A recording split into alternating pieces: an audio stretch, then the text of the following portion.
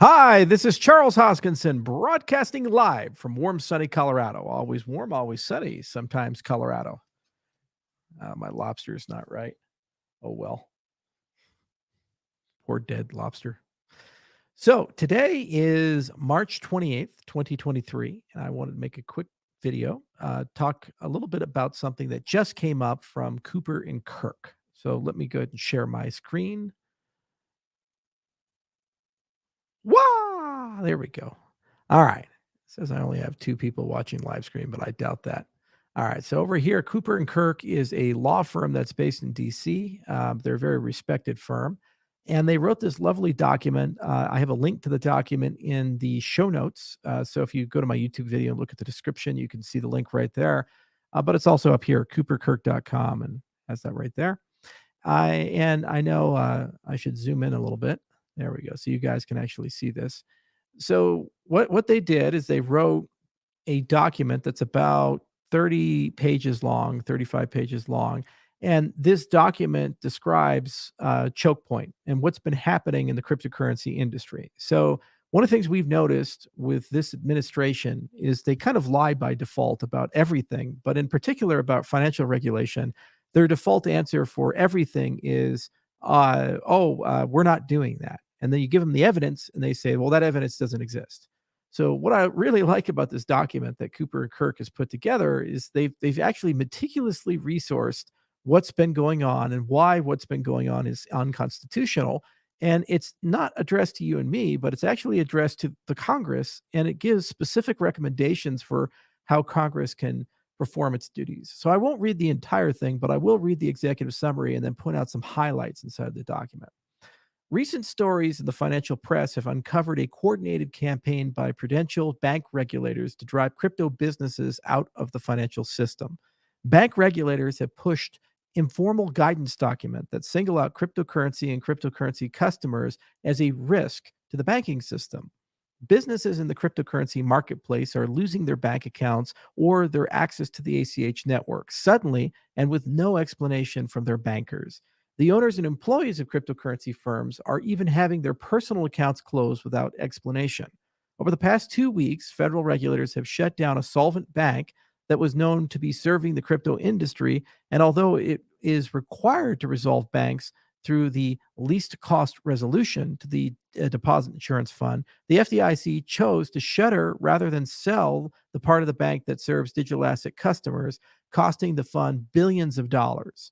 This pattern of events is not random, and we have seen it before. This is not the first time that federal bank regulators, working with their state level counterparts, have abused their supervisory authority to label businesses unworthy of having a bank account and worked in secret to purge disfavored lines of commerce from the financial system. Beginning in 2012, the Federal Deposit Insurance Corporation, the Office of the Comptroller of the Currency, and the Board of Governors of the Federal Reserve System carried out a coordinated campaign to weaponize the banks against industries that had fallen out of favor with the administration, including gun stores, pawn shops, tobacco stores, payday lenders, and a host of other brick and mortar businesses. That campaign was called Operation Choke Point. Our firm successfully challenged Operation Choke Point, and it was brought to a halt. The same current bout of regulatory overreach against the cryptocurrency industry is illegal for much the same as the reason of its predecessor. By the way, the same people who did Choke Point 1.0 are back in power thanks to the Biden administration for Choke Point 2.0. It's amazing how things always move in that direction. Number one, Operation Choke Point 2.0 deprives businesses of their constitutional rights due to process and violation of the Fifth Amendment. It was well settled that when a federal agency attaches a derogatory label to an individual or business, and this stigmatized label causes the business to lose a bank account or broadly precludes them from the pursuit of their chosen trade, the agency has violated due process clause of the Fifth Amendment, unless if first afforded the individual or business a right to be heard.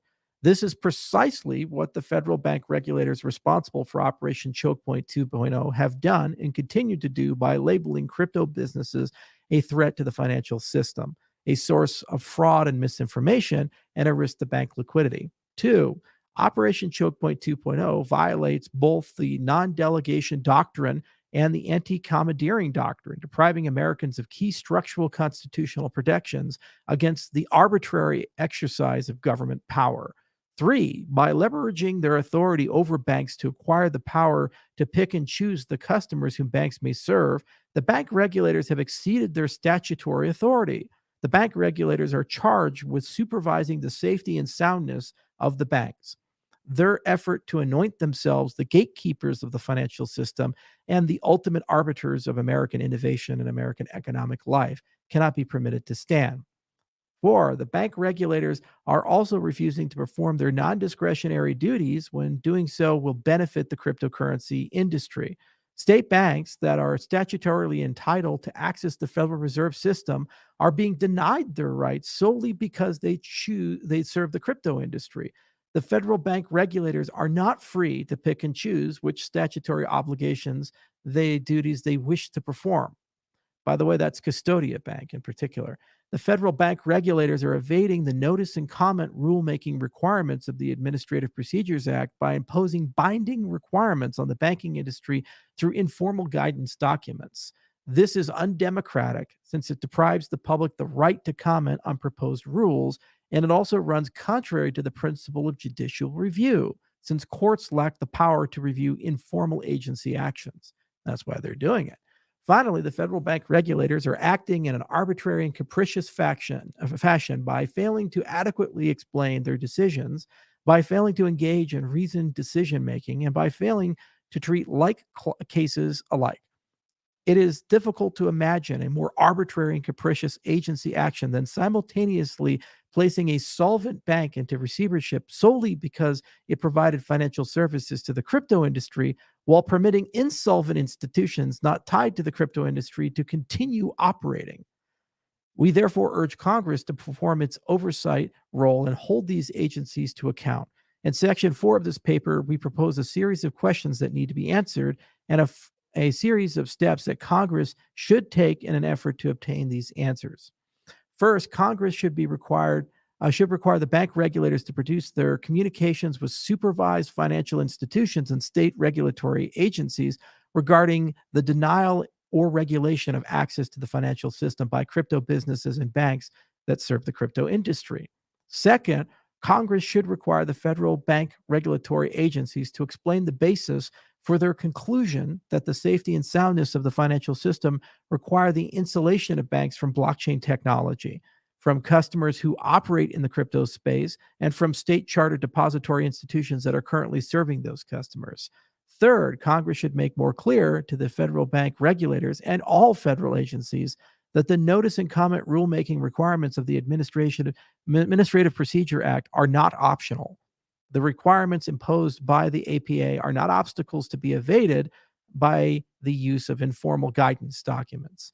Fourth, Congress should investigate the role of federal regulators in the decision by the New York Department of Financial Services decision to shutter Signature Bank. Congress should also determine the FDIC's role in excluding bidders who wish to acquire Signature's digital asset businesses from the bidding process. By the way, guys, that cost billions of dollars, and the federal government took the loss just to shell that out. So when they say it's not about crypto, they're lying. Fifth, Congress should investigate whether bank regulators are acting to squelch the private sector innovation in order to clear the field of competition for the benefit of existing federal regulated banks or for federal cryptocurrency alternatives. So that's the CBDC side of things. The persistent unwillingness of the nation's bank regulators to follow the law and obey the Constitution calls for congressional action. Cracks are starting to form in the American financial system as its regulators increasingly abuse their power to achieve aims outside their authority and beyond their competence. So, guys, this is not a letter written by some cryptocurrency guy. This is a letter written by a serious law firm, Cooper and Kirk. And when you look at it, you can see that they have extensive footnotes, and they go through step by step by step and talk about choke point, and they talk about what the regulators are actually doing, and you can see all the citations that they have. So it's a fascinating read to go through this letter, and it's fascinating to see on dates, facts, these types of things. This is probably the most detailed letter I've seen about this. For example, right here on February 23rd, 2023, three federal banking agencies issued a second joint statement warning banks of the potentially heightened liquidity risk presented by the crypto industry. Some deposits by crypto companies may be sudden withdrawal should the customers of those companies decide in tandem to use the deposits by cryptocurrencies, blah, blah, blah. But then they go on and say, well, hang on along. Wait a minute here. There's not a problem here. Why are you talking about this? So I've just never seen a piece of work this detailed, and I highly recommend that you read into it. They specifically call out Custodia in this, and they say, hey, it's absolutely wrong what happened there. Talk about Uniswap. Talk about Basel III. They talk about shuttering banks that serve crypto and what happened there. They quote Barney Frank. They kind of go through the whole rigmarole.